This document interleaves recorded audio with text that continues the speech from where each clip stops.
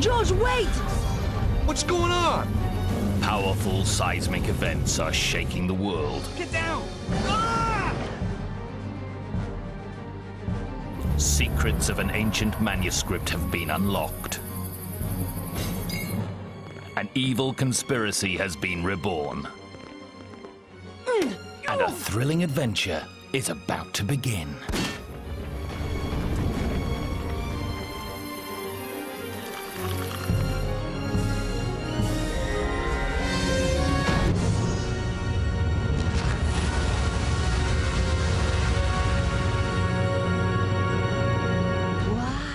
Well, that's clearly the way out. And these are clearly not ordinary floor tiles. Well, it's fundamentally an adventure game, but it's an adventure game in the widest possible sense. You're thrown into a conspiracy, you find people have been murdered, people that you're meant to meet. It was a Sunday morning. I was 3 months behind on the rent. And my editor had given me another bum assignment, and then everything changed. And as the game develops, you find that you're drawn into an extraordinary story. Where did she disappear to? As always, a good story needs well-crafted characters, and this was a key challenge for the developers. The principal characters are George and Nico. George is an American, easygoing guy. He's sort of caught up in the whole conspiracy and drawn along. He's almost like an unwilling hero. He gets into adventures and scrapes and somehow comedically gets himself through them. On the other side, we have Nico, who's French. She's quite proud. She's a photojournalist. She's a real investigator. They have quite a rocky relationship, but a very interesting one because it's so sparky that the audience are never left with any kind of boring moments between the two interacting together.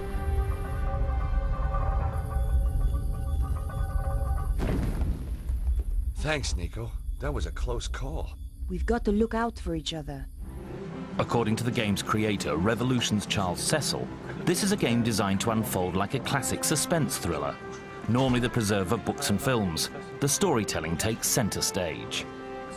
One of the exciting things about writing adventures is that it's just about the only genre where you can write a really, really powerful story. And the story and the gameplay are actually interwoven. So as you play the game, so the story automatically unfolds. It's the closest I believe we can at this stage get to a film without just basically playing a 1.5-hour cutscene.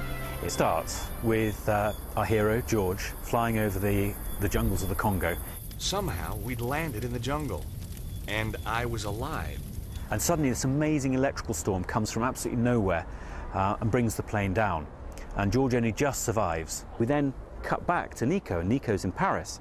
And she's been invited to talk to some computer hacker who's talking about the end of the world. And so both characters are brought into this amazing conspiracy, independently of each other.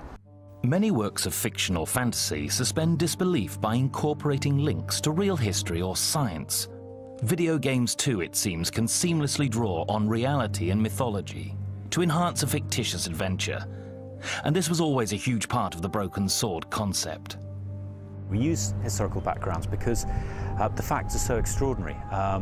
The historical elements relating to the Knights Templar, who were an amazing group of people, to a very mysterious manuscript called the Voynich manuscript, which we draw into the story as well. The Voynich manuscript is the world's most mysterious manuscript. It's probably 500 years old, and no one can read a word of it. It's probably written in code. It was found in 1912 in a trunk near Rome in Italy by Mr. Voynich, hence the name. The game begins with the cracking of the Voynich manuscript. You might think that would be a fairly easy thing to do with modern computers, but there's a team of maybe 200 people I'm a member of internationally who are trying to crack the code, much like Vernon does in the game. He succeeds, but gets killed for it. Oh my God! I knew I had to search the body. It was still warm. To fans of the Broken Sword series, it must have felt like an eternity before the sleeping dragon was brought to life. But for the game's designers, it was a matter of waiting for new hardware that would justify moving the game from the old 2D environment to 3D. Now the technology is available, Revolution have been able to give the game a very filmic look. To make sure the third Broken Sword game really did feel like a film, Revolution brought in top cinematic consultant Bob Keane. Bob's a director, designer and model maker based in England's Pinewood Studios, where he's created some of the most memorable images in cinema.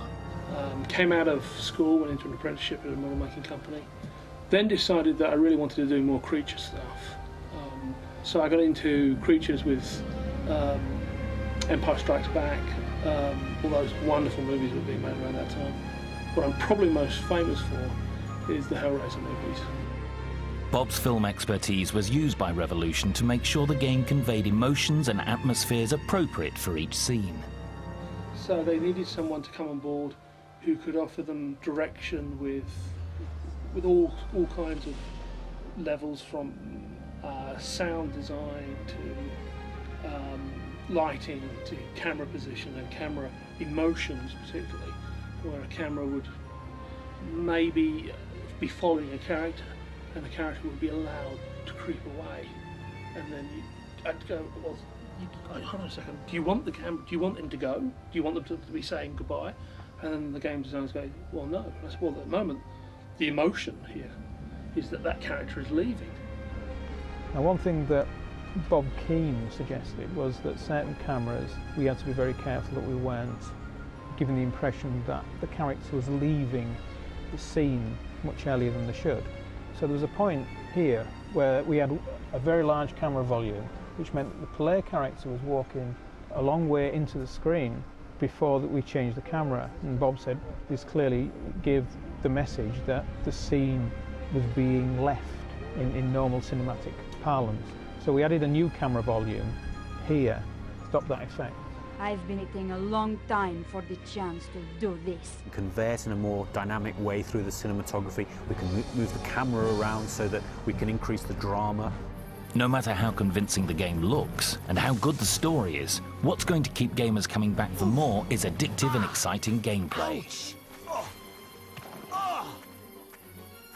The core gameplay is the investigation. It's getting to the bottom of the conspiracy, talking to the characters. Hi, my name's Stobart, George Stobart. Finding out clues, working out what to do with them.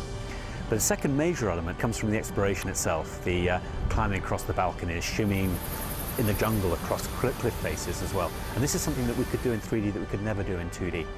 And then finally we add an element of action. And the action's very exciting. No, not yet. Harry, stay there. Why? Whoa! It's important to me that the gameplay in Broken Sword, it still functions as a game. People can talk a lot about how games and films are coming together, and they are. But we're not at a stage yet where I believe that we could shoot, for instance, the gameplay purely like a film. So what we tried to do is to get a nice equal mix, so that I, as the director, can say, well, this is the best way to shoot it, but I'm still very keen on what the game designer who's putting this level together has to say about whether it's conducive to gameplay or not. So, compelling gameplay, breathtaking graphics, a movie-quality script. Hey, lady, saddle costs extra. And a roller coaster of a narrative. Stand by for a landmark in interactive storytelling. Here goes.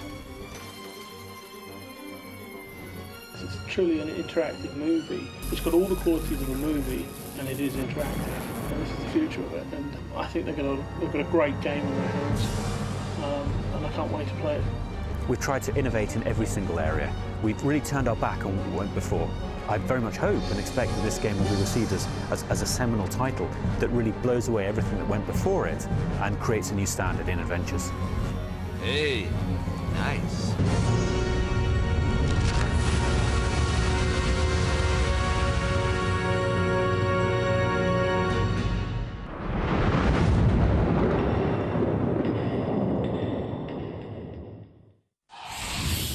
THQ.